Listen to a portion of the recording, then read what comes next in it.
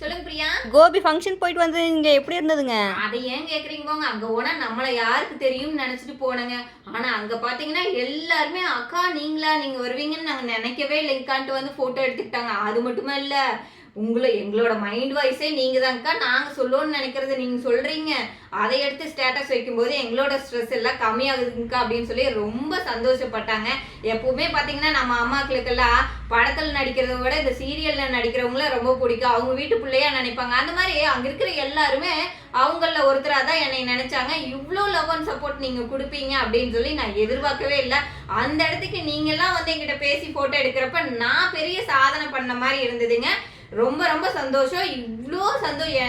இத்தனை ஃபாலோவர்ஸ்க்கு ரொம்ப ரொம்ப நன்றிங்க. இனிமேலும் தொடர்ந்து இந்த மாதிரி சப்போர்ட் பண்ணுங்க. நானும் உங்களுக்கு பிடிச்ச மாதிரி நிறைய வீடியோஸ் போடுறேன். Maheswari ma'am, Anand sir, Rekha designer, சர்சக்கா இவங்களை எல்லாத்தையும் பார்த்தேன். இதுலயும் எனக்கு ரொம்ப சந்தோஷம் தாங்க. Thank you friends.